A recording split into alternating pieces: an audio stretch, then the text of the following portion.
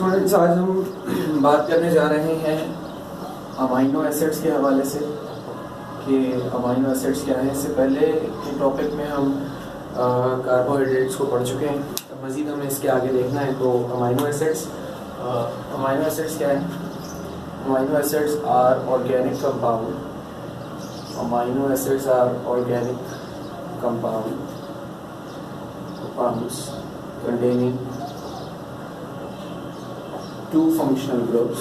Amino acids ऐसे organic compounds होते हैं जो कि दो फंक्शनल ग्रुप कंटेन करते हैं, और two functional groups that is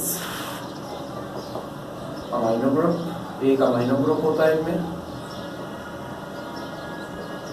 NH2 group, और एक और ग्रुप जो होता है वो कार्बोक्सिल ग्रुप होता है, जिसे हम COOH से रिप्रेजेंट करते हैं। ठीक है, अगर अमाइनो एसिड्स की बात की जाए बेटा थोड़ा सा, तो अमाइनो एसिड्स बहुत ही इसेंशियल कंपोनेंट होते हैं हमारी लाइफ के ना, और प्रोटीन्स के बनने में, एंजाइम्स के बनने में इसका बड़ा हाथ होता है अमाइनो एसिड्स का।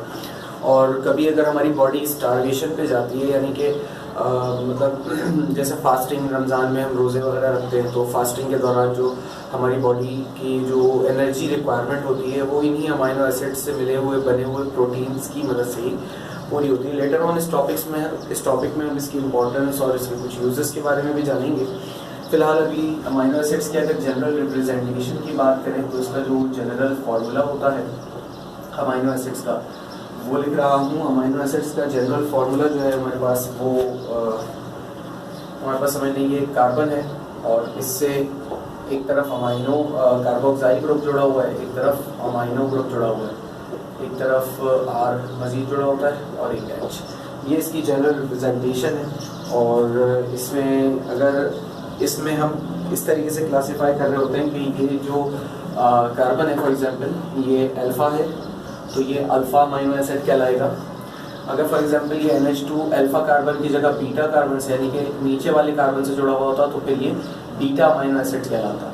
ठीक है ना, तो अल्फ़ा, बीटा, गैमा, इस तरीके से जो हम क्लासिफिकेशन पढ़ते हैं, यानी कि अमाइन ग्रुप जो है वो जिससे लगा हुआ है, जिस कार्बन से, उसी कार्बन की जो है वो हम बात करेंगे एज फंक्शनल ग्रुप, और उसी को हम अल्फ़ा, बीटा या गैमा की सूरत में लिंक भी करते हुए चल रहे होंगे, और उसी के बेसिस पर हम इसको देखेंगे भी।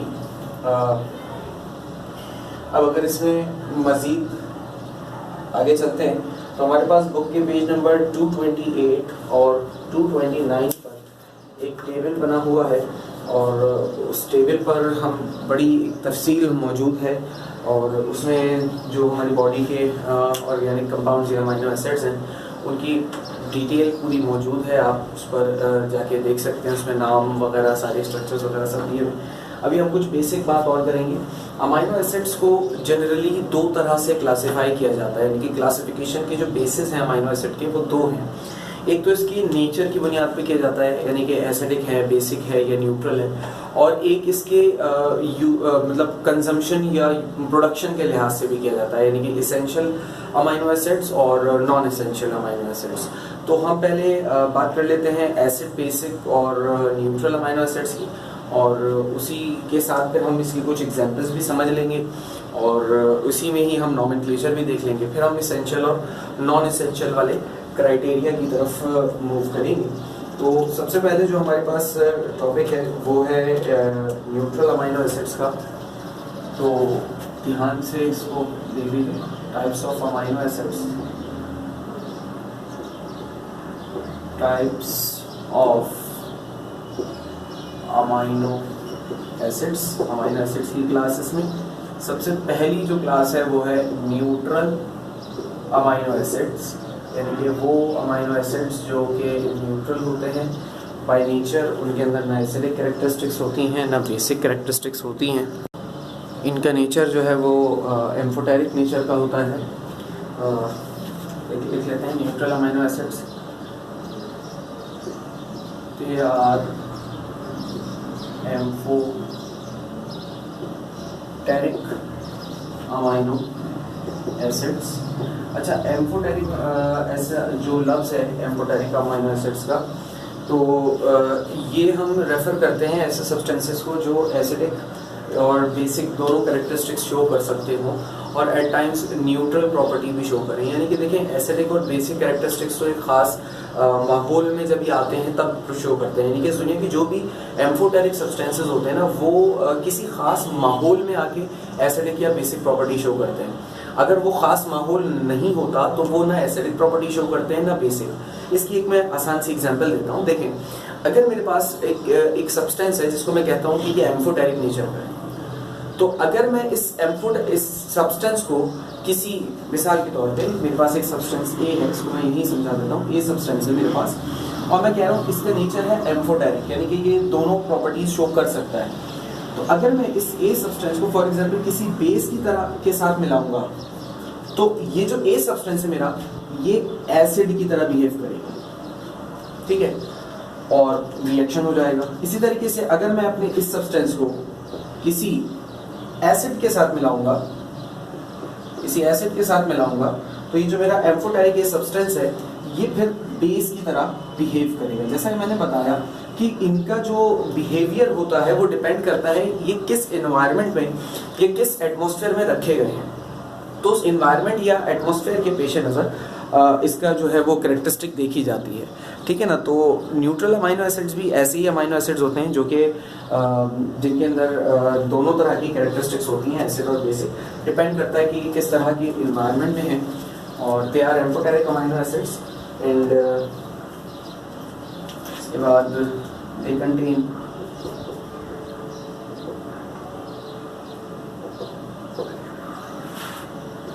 One amino group. इनके अंदर एक अमाइनो ग्रुप होता है एंड वन कार्बोक्साइल ग्रुप और एक कार्बोक्साइल ग्रुप होता है।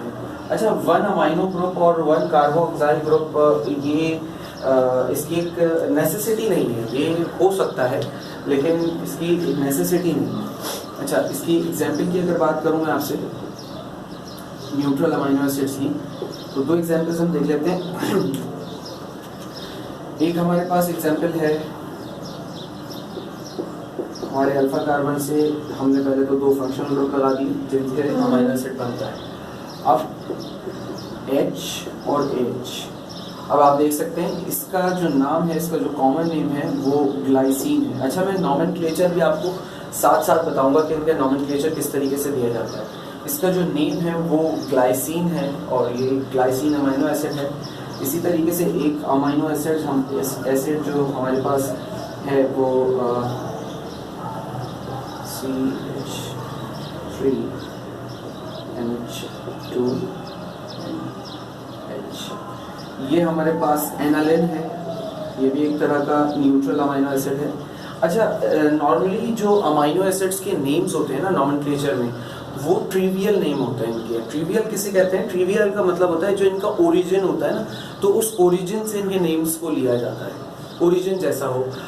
लाइक ग्लाइसिन जो है, इसका जो लफ्ज़ है ये ग्रीक लैंग्वेज का लफ्ज़ है और इसका जो मतलब होता है ग्लाइक्स से निकला है।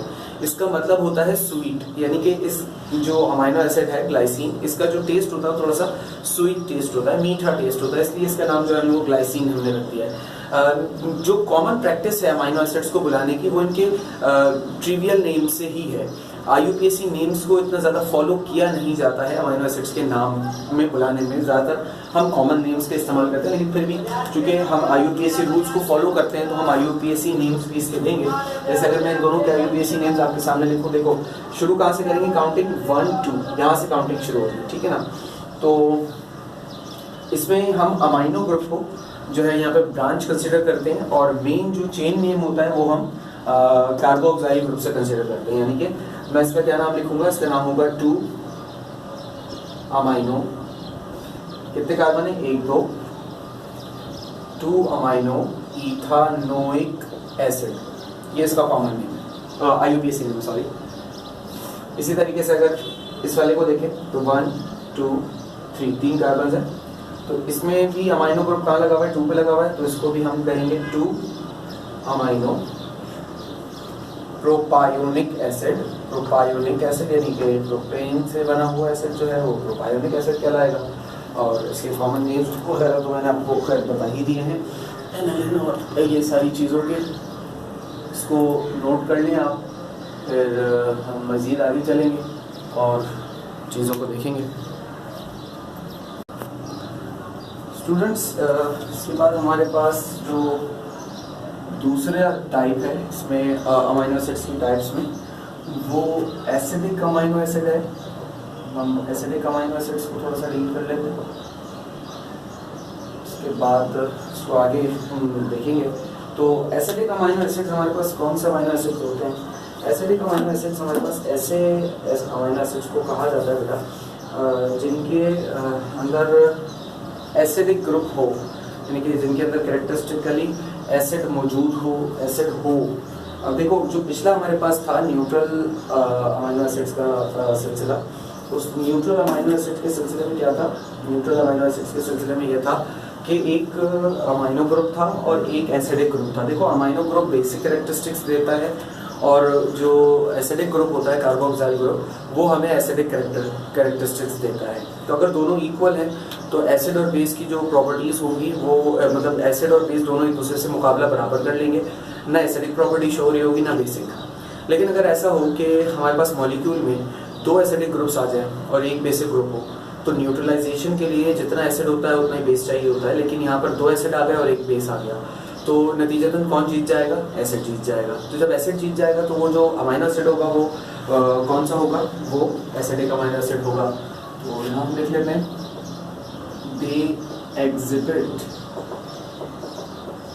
Acidic characteristics, acidic nature, they exhibit acidic nature. ठीक है, तो इनका जो नेचर होता है वो एसिडिक होता है। आगे देखते हैं, they contain one acidic group, one amino group. इनके अंदर दो अमाइनो ग्रुप्स होते हैं, ठीक है, NH2 और एंड मोर देन वन का मतलब ये हुआ कि 3 भी हो सकते हैं, 4 भी हो सकते हैं, ठीक है। मोर देन 1 कार्बोक्सिल ग्रुप, एक से ज़्यादा कार्बोक्सिल ग्रुप्स होंगे और एक कार्बो ग्रुप होगा। मोर देन 1 कार्बोक्सिल ग्रुप्स, इसको लिख लेते हैं COOH। हमने अमाइनो ग्रुप के साथ भी नहीं लिखा हुआ है तो मैं इसको लिख लेता हूँ NH2 ग्रुप, ठीक है बेटा। तो ये एक हमारे पास इसके आगे। अब अगर इसकी एग्जाम्पल्स की बात करें तो हमारे पास बुक में भी मौजूद है, एक एस्पार्टिक एसिड है और एक ग्लूटामिक एसिड है। तो एस्पार्टिक और ग्लूटामिक एसिड के हम यहाँ पे एग्जाम्पल्स को देख लेते हैं। इनके फिर IUPAC नेम भी हम साथ के साथ लिखेंगे और देखेंगे कि इनके IUPAC नेम क्या है। तो पहले एस्पार्टिक एसिड लिख लेते हैं। एस्पार्टिक एसिड में COOH, CH2, COOH। ये हमारे पास एस्पार्टिक एसिड का फॉर्मूला आ गया। ये क्या है? इसका कॉमन नेम या ट्रिवियल नेम इसका क्या है? एस्पार्टिक एसिड, ठीक है बेटा। इसी तरीके से अब हमारे पास जो अगला है उसको भी देख लेते हैं, COOH, CNH2, COOH। बेटा ये हमारे पास है, ये क्या कहलाता है? ये कहलाता है बेटा ग्लूटामिक एसिड। ये होता है ग्लूटामिक एसिड, ठीक है बेटा। अब अगर इनके हम IUPAC नेमिंग्स की बात करें तो हम नंबरिंग यहाँ से कर लेते हैं, 1 2 3 4, 4 कार्बन आ गए टोटल चेन में। तो क्या हो जाएगा? इसका नाम हो जाएगा 2 अमाइनो। कितने कार्बन है? 4 है ना। तो ब्यूटेन के लिए 4 आ गया। अच्छा, अब देखो दो एसिड्स हैं, COOH और COOH, दो है ना। तो ब्यूटेन डाइओइक एसिड, इसको डाइओइक लिखेंगे। अच्छा, कोई इसको डाई ब्यूटानोइक एसिड नहीं लिखे, कोई इसको डाई ब्यूटानोइक एसिड ना लिखे बेटा, उसकी वजह ये है कि अगर आप डाई ब्यूटानोइक एसिड लिखते हैं तो डाई ब्यूटानोइक एसिड का मतलब ये हो जाएगा कि 2 ब्यूटेन हैं, यानी कि 4 यानी टोटल 8 कार्बन एटम्स हैं। ऐसा नहीं है, आपने क्या लिखना होगा, butane dioic acid. Butane dioic acid का क्या मतलब है कि 4 कार्बन है ब्यूटेन, और डायोइक का मतलब ये आएगा कि कार्बोक्साइल ग्रुप 2 है। अगर आप डाई ब्यूटानोइक लिखेंगे तो वो 4 कार्बन आ जाएगा। ठीक है, क्लियर हो गई मेरी बात? तो इसलिए इसका नाम आ जाएगा 2 अमाइनो ब्यूटेन डायोइक एसिड। अब इसका नाम देखो, इसमें भी नंबरिंग यहाँ से करो 1 2 3 4 5, तो इसका नाम भी क्या आ रहा है हमारे पास, 2 अमाइनो। अच्छा, इसमें भी वही करेंगे, पेंटेन डायोइक एसिड, फिर कह रहा हूँ बेटा पेंटेन डायोइक एसिड, क्योंकि यहाँ पर आपको डाई पेंटानोइक एसिड नहीं लिख सकते, आपको पेंटेन डायोइक एसिड लिखना जरूरी है। ये बात मेरी याद रखिएगा, पेंटेन डायोइक एसिड। इसको नोट करें, फिर आगे चलते हैं। ठीक बेटा, तो इसमें अब मज़ीद हम आगे चलते हैं, और थर्ड है हमारे पास बेसिक अमाइनो एसिड। तो अब हम बेसिक अमाइनो एसिड्स को पढ़ लेते हैं कि बेसिक अमाइनो एसिड्स क्या होते हैं। तो बेसिक अमाइनो एसिड्स ऐसे अमाइनो एसिड होंगे, they exhibit basic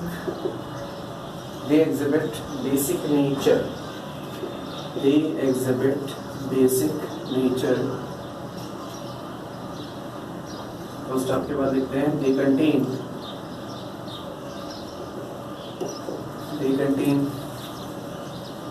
1 carboxyl group. इनके अंदर कार्बोक्साइल ग्रुप जो है वो एक होगा, COOH,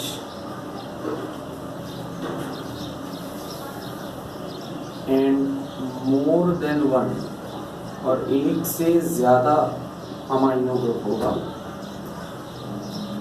and more than 1 amino group, एक से ज्यादा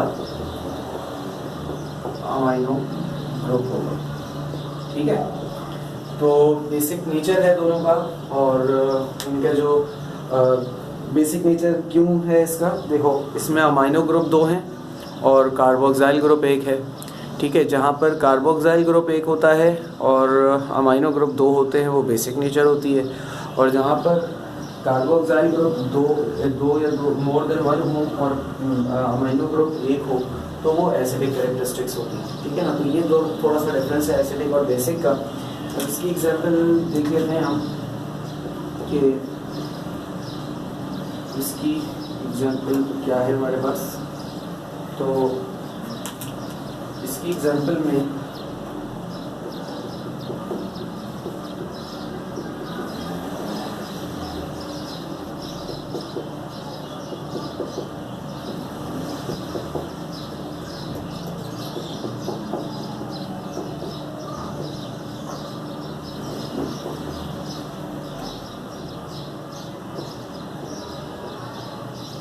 ये हमारे पास एक है कंपाउंड, इसको हम लाइजीन कहते हैं।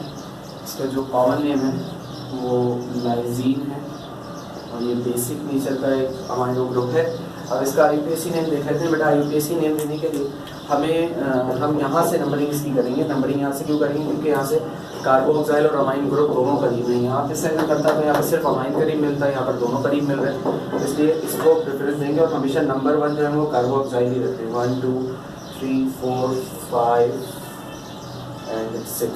ठीक है, 6 कार्बन है, और उसका नाम लेना है। 2 अमाइन ग्रुप लगे हुए, एक 2 पे लगा हुआ है, एक 6 पे लगा हुआ है, तो हो जाएगा 2,6 di amino hexanoic acid.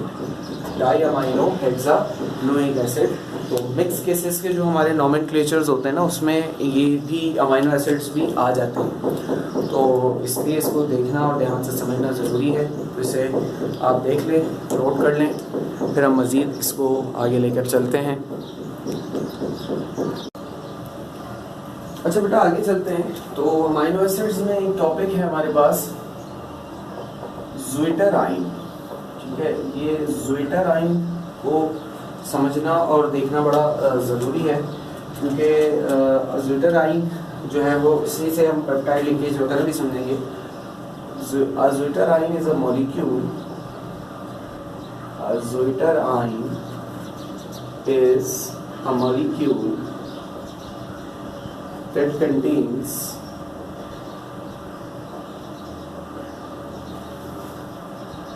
positive charge functional group, positive charged functional group,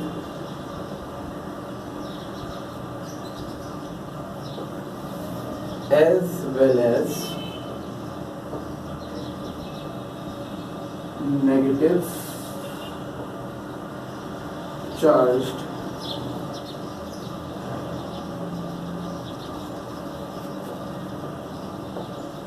functional group, as well as negatively charged functional group, and overall molecule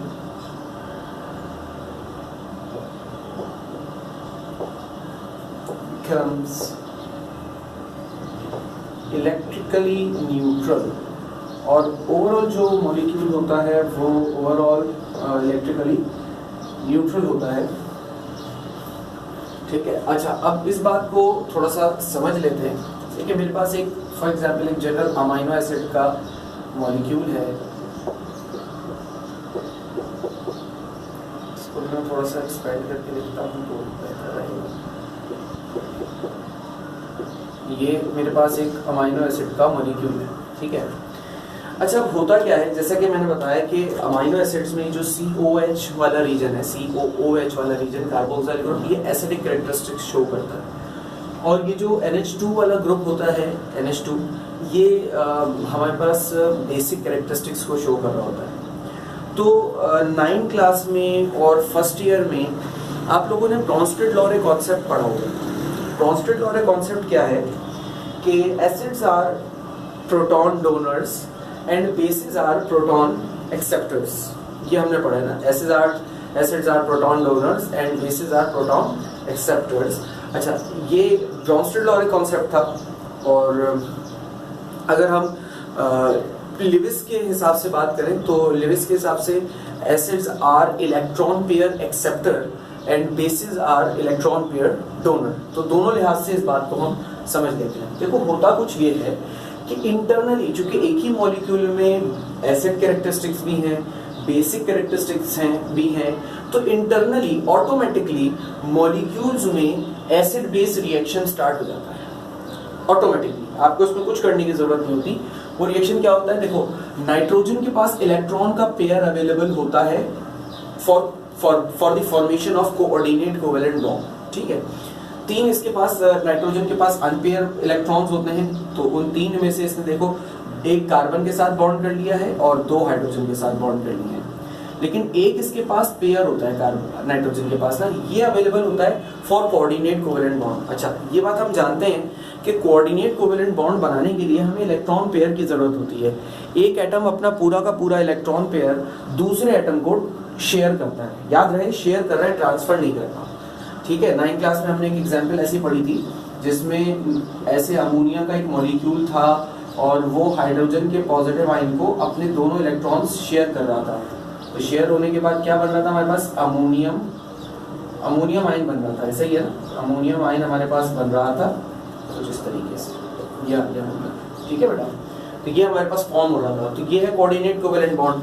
अब इसी बात को अगर यहाँ देखो कि यहाँ पर नाइट्रोजन के पास 2 इलेक्ट्रॉन्स के पेयर अवेलेबल है, तो यहाँ से क्या होगा, जो ये वाला जो बॉन्ड है ऑक्सीजन और हाइड्रोजन के दरमियान, ये बॉन्ड टूटेगा और टूटने के बाद ऑक्सीजन क्या करेगा, ऑक्सीजन इस हाइड्रोजन के इलेक्ट्रॉन को भी छीन के अपने पास रख लेगा। तो अब जब यहाँ से ये बॉन्ड टूटा और छीन के इसने हाइड्रोजन के इलेक्ट्रॉन को भी रख लिया, तो हाइड्रोजन जब यहाँ से आया तो वो पॉजिटिवली चार्ज आया, सही है, और यहाँ पर ओवरऑल नेगेटिव चार्ज आ गया। अब अमोनिया ने क्या किया, अमाइनो ग्रुप ने, इसने NH जो इसके पास इलेक्ट्रॉन का पेयर अवेलेबल था वो इसने इसके साथ शेयर किया। तो कोऑर्डिनेट कोवेलेंट बॉन्ड फॉर्म हुआ। ये तो बात कर ली हमने on the basis of electron, यानी कि लिविस कॉन्सेप्ट के हिसाब से।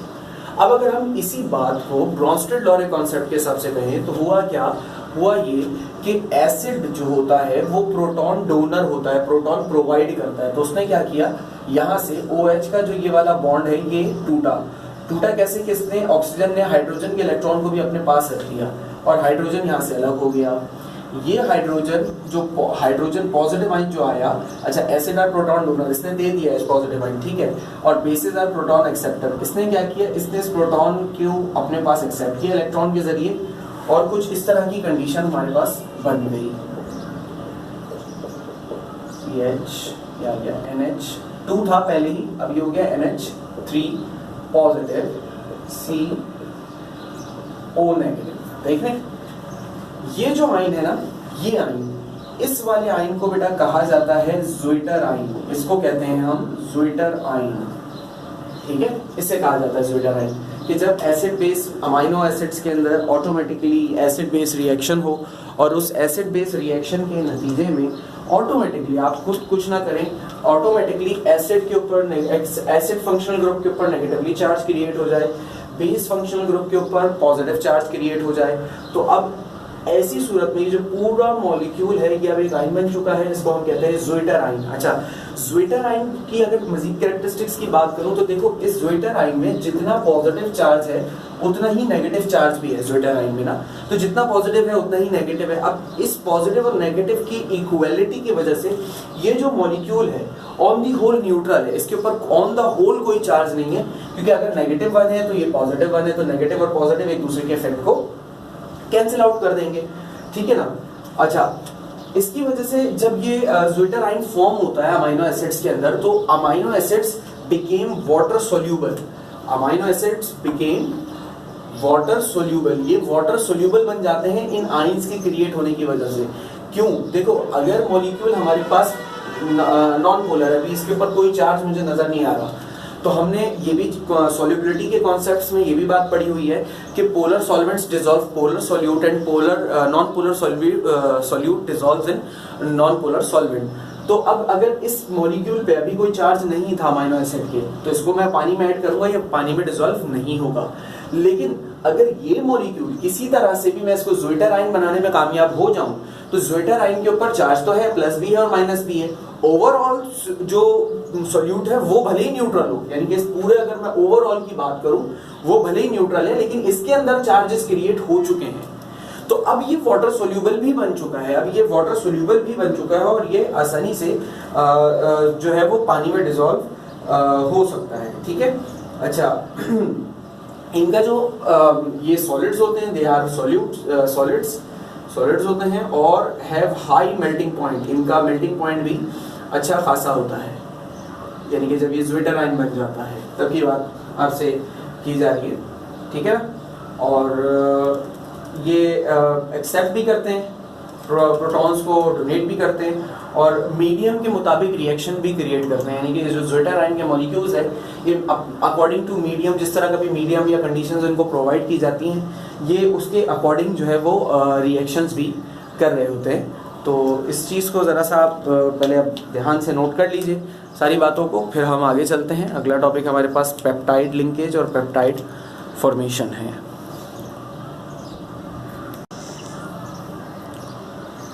स्टूडेंट्स फिर आगे चलते हैं और अब हम देखते हैं हमारे पास पेप्टाइड लिंकेज या पेप्टाइड बॉन्ड फॉर्मेशन क्या है। पेप्टाइड बॉन्डिंग, पेप्टाइड बॉन्डिंग कर लेते हैं या पेप्टाइड बॉन्ड फॉर्मेशन लिख लेते हैं, जैसा हमारी बुक में लिखा हुआ भी है, तो वो ज़्यादा बेहतर रहेगा। पेप्टाइड बॉन्ड फॉर्मेशन, अच्छा पेप्टाइड बॉन्ड फॉर्मेशन क्या है, पहले इसकी डेफिनेशन देख लेते हैं, फिर इसको जल्दी से समझ लेंगे। Peptide bond formation is a type of bond, it is a type of bond in which one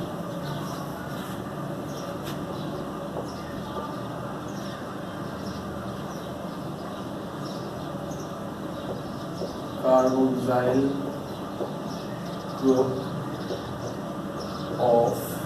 in which carboxyl group of 1 amino acid molecule interact with other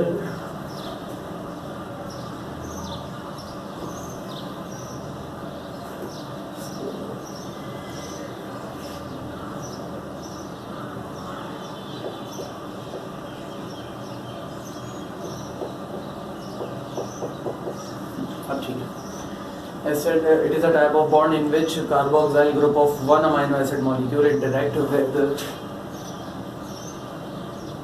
amino group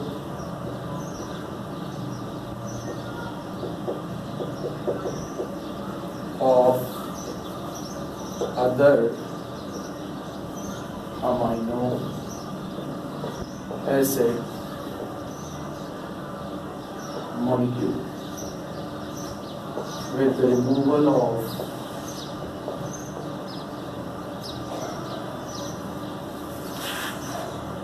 H2O।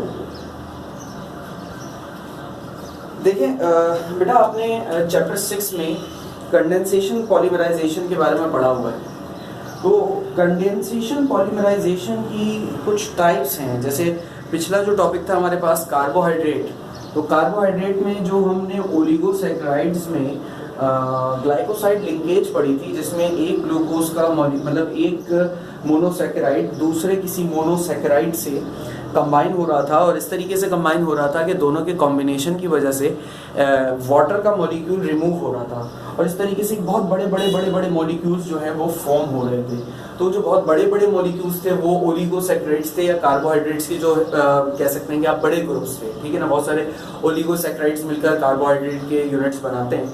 तो इसी तरीके से basically तो बेटा इसी तरीके से जो हमारे पास ये अमाइंस भी होते हैं, ये भी इसी तरह का काम कर रहे होते हैं, और ये भी इसी तरह की बॉन्ड फॉर्मेशन करते हैं कि बहुत सारे छोटे छोटे अमाइनो एसिड्स के मॉलिक्यूल मिलकर एक बहुत बड़ा और कॉम्प्लेक्स पॉलीमर बना लेते हैं, और इसको हम कहते हैं पेप्टाइड बॉन्ड फॉर्मेशन। बेसिकली जब ये बड़े बॉन्ड्स बन रहे होते हैं तो ये जो बड़े बॉन्ड का बनना है इसको हम कहते हैं बेटा बेसिकली पेप्टाइड बॉन्ड फॉर्मेशन। अब हम अच्छा पेप्टाइड बॉन्ड फॉर्मेशन के नतीजे में होता क्या है, जैसे कि हमने ग्लूकोज के भी आपको एग्जांपल दी, तो कार्बोहाइड्रेट्स की आपको एग्जांपल दी, तो उसमें क्या हो रहा था कि मोनोसैकेराइड्स मिलकर ओलिगोसैकेराइड्स बना रहे थे, और इस तरीके से अगर ये बहुत सारे ओलिगोसैकेराइड्स के मॉलिक्यूल बन जाए तो एक बहुत बड़ा कार्बोहाइड्रेट का एक मैक्रो मॉलिक्यूल तैयार हो जाता है, एक मैक्रो मॉलिक्यूल बन जाता कार्बोहाइड्रेट का, ठीक है ना। तो ये हो रहा था। अब यहाँ पर क्या होता है, जब छोटे छोटे अमाइनो एसिड्स के मॉलिक्यूल मिलते मिलते बहुत ज्यादा तादाद में, बहुत कसीर तादाद में ये आपस में मिल जाते हैं, तो फिर ये बना लेते हैं प्रोटीन। तो प्रोटीन हमारी लाइफ का बड़ा इंपॉर्टेंट बिल्डिंग ब्लॉक भी है, यह बात आप जानते भी हैं। अमूमी तौर पे जैसे मैंने अभी लेक्चर के आगाज में ही आपसे ये बात कही थी कि अमूमी तौर पे जब हम फास्टिंग पे होते हैं, जब हम रमज़ानों में जैसे रोज़े रख रहे होते हैं, उस वक्त जब हम कुछ नहीं खा रहे होते, कुछ हमारा खाना पीना नहीं होता, तो खाने पीने की कमी को हम कैसे पूरा कर रहे होते हैं, खाने पीने की कमी को हमारी बॉडी जो है वो हमारी बॉडी में जो मौजूद प्रोटीन्स या ये अमाइनो एसिड्स होते हैं इन्हीं की डिकम्पोजिशन से पूरा कर रही होती है, ठीक है। तो अब देख लेते हैं कि पेप्टाइड बॉन्ड फॉर्मेशन किस तरीके से होती है, इसको समझ लेते हैं। तो इसके लिए हमारे पास सबसे पहले तो अमोनिया के अमाइनो एसिड्स के कुछ मॉलिक्यूल्स होने चाहिए। जैसे कि मेरे पास एक अमाइनो एसिड्स की एग्जांपल मैं दे देता हूँ। एग्जांपल के तौर पर दो न्यूट्रल अमाइनो एसिड्स हम ले लेते हैं। एक हम ग्लाइसिन ले लेते हैं और एक एनालिन ले लेते हैं। तो क्या हो जाएगा, ये NH2 CHCOOH, और इसी के साथ हमारे पास मौजूद है हम ग्लाइसिन ले लेते हैं H NHCCOOH, और इसके साथ दो तरफ हाइड्रोजन लगा लेते हैं। अच्छा अब देखो यहाँ पर ना मैंने ये NH2 को थोड़ा सा तोड़ के लिखा है, ठीक है। NH2 में से एक हाइड्रोजन को अलग रखा है और बाकी एक NH को अलग रखा है, ताकि मैं आपको बात समझा सकूँ। तो बेसिकली होता क्या है बेटा, होता कुछ ये है कि ये जो मॉलिक्यूल है आपके पास एनालिन का, इसमें से OH रिमूव होता है कार्बोक्सिल ग्रुप में से, ठीक है। और ये जो आपके पास ग्लाइसिन का मॉलिक्यूल है, इसमें से इसका जो NH2 है, इसमें से H रिमूव होता है, तो इसमें से H रिमूव हो रहा है, इसमें से OH रिमूव हो रहा है। तो अल्टीमेटली ये जो H और OH का रिमूवल है, ये दोनों का कॉम्बिनेशन होगा जब, तो इस कॉम्बिनेशन के नतीजे में H और OH मिलकर क्या बना लेंगे बेटा, H और OH मिलकर बना लेंगे बेटा वाटर।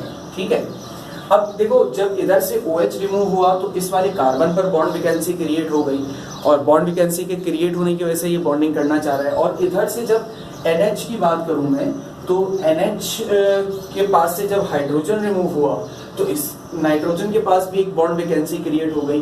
तो अब इधर नाइट्रोजन के पास भी एक बॉन्ड वैकेंसी क्रिएट हुई भी है, इधर कार्बन के पास भी एक बॉन्ड वैकेंसी क्रिएट हुई भी है। तो अल्टीमेटली ये दोनों क्या करते हैं, ये दोनों आपस में बॉन्डिंग कर लेते हैं। मैं इसके बाद ना यहाँ पे प्लस के बाद यहाँ नीचे लिख रहा हूँ ताकि समझा सकूँ। तो देखो NH2 CH COO तरफ आ जाते हैं, तो CH COOH और H।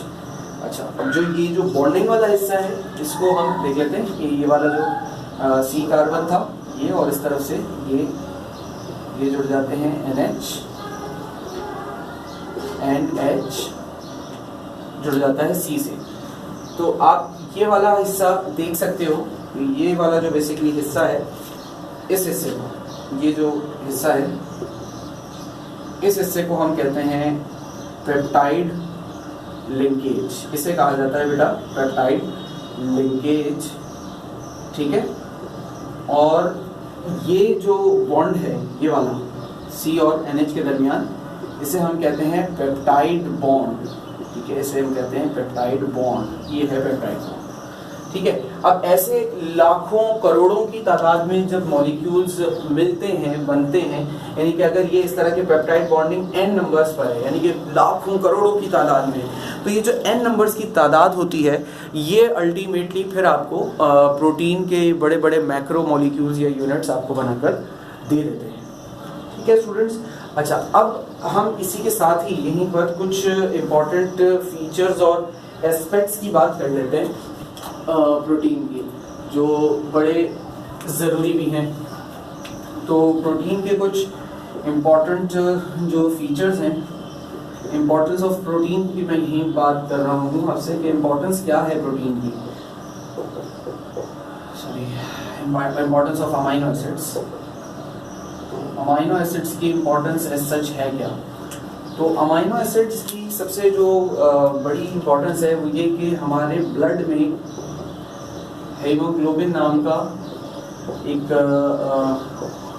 सब्सटेंस मौजूद होता है, हीमोग्लोबिन, और जो हमारे ब्लड को रेड रखता है, ऑक्सीजनेटेड रखता है। बेसिकली इसका जो सही लफ्ज़ मैं अगर इस्तेमाल करूं तो इसको हम ये कहेंगे कि ये हमारे ब्लड को ऑक्सीजनेटेड रखता है। तो हमारे ब्लड का ऑक्सीजनेटेड रहना या होना बड़ा ज़रूरी भी है। तो haemoglobin is that type of a substance. उसके अलावा अमाइनो एसिड्स हमारी बॉडी के एंटीबॉडीज़ में भी पाए जाते हैं। ठीक है ना, अमाइनो एसिड्स एंटीबॉडीज़ में भी पाए जाते हैं। एंटीबॉडीज़ कौन है? एंटीबॉडीज़ वो सब्सटेंसेस जो बेसिकली हमारी बॉडी को कुव्वत मुदाफ़ियत देती हैं कि वो हम डिजीज़ से फाइट कर सकें। जैसे आजकल कोरोना आउटब्रेक चल भी रहा है, कोरोना का एक मामला चल रहा है, कोरोना वायरस। तो साइंटिस्ट की ये एक बड़ी बेहतरीन सी एक रिसर्च आई हुई है कि persons who have good immune system may get well soon with corona virus. अगर वो कोरोना वायरस से इफेक्ट होते भी हैं तो उनका अगर इम्यून सिस्टम स्ट्रॉन्ग है तो वो बहुत जल्दी कोरोना से रिकवर कर जाएंगे, उनको कोरोना से इतना कोई ख़ास नुकसान नहीं होने वाला। और ऐसा है भी, अगर आप जनरली रिसर्चेस को देखें तो ऐसा हुआ। बहुत सारे लोगों को लिटरली ये मतलब वर्ल्ड वाइड, इवन पाकिस्तान में भी ऐसा है कि बहुत सारे लोगों को कोरोना हुआ, होकर ख़त्म हो गया, और मतलब लिटरली उनको कोई किसी किस्म का जो आप कह सकते हैं कि जो सिम्टम्स थे कोरोना के, वो सिम्टम्स भी शो नहीं हुए। क्यों नहीं हुआ ऐसा इसलिए था क्योंकि उनका इम्यून सिस्टम इतना अच्छा था, उनकी बॉडी के एंटीबॉडीज इतने अच्छे थे कि उन्होंने फौरन ही उस वायरस से फाइट कर लिया। तो बेसिकली एंटीबॉडीज हमारी बॉडी के लिए बहुत ज़्यादा ज़रूरी है, क्योंकि जब भी हमें कोई बीमारी लाक होती है तो बीमारी के जो भी सिम्टम्स होते हैं वो हमें बहुत बाद में नज़र आते हैं। उस बीमारी के वायरस या बैक्टीरियाज हमारी बॉडी में जब आते हैं तो हमारी बॉडी उसी वक्त उनसे फाइट करना शुरू कर देती है, लड़ना उनसे उसी वक्त से शुरू हो जाती है। तो हमारी बॉडी के अगर एंटीबॉडीज अच्छे नहीं होते तभी हमें बीमारियों के जो सिम्टम्स हैं वो नजर आते हैं, नज़ला बुखार वॉट एवर जो भी सिम्टम्स हमें नजर आते हैं। और फिर हम जो बाहर की मेडिसिन को ले रहे होते हैं, जो बाहर के दवाएं होती हैं, वो बेसिकली क्या होते हैं, वो जो बाहर की दवाएं होती हैं वो हमारी एंटीबॉडीज को बूस्ट अप करती हैं, या तो वो हमारे अंदर मजीद एंटीबॉडीज क्रिएट करती हैं, या फिर जो हमारे अंदर बॉडी के अंदर मौजूद एंटीबॉडीज होती हैं उन एंटीबॉडीज को इतना स्ट्रॉन्ग कर देती हैं कि हम जो है उन बीमारियों से लड़ने के काबिल हो जाते हैं और जल्दी से हम जो है वो उन बीमारियों से लड़ लेते हैं। इसके अलावा एक बहुत ही इंपॉर्टेंट फैक्टर है ब्लड क्लॉटिंग।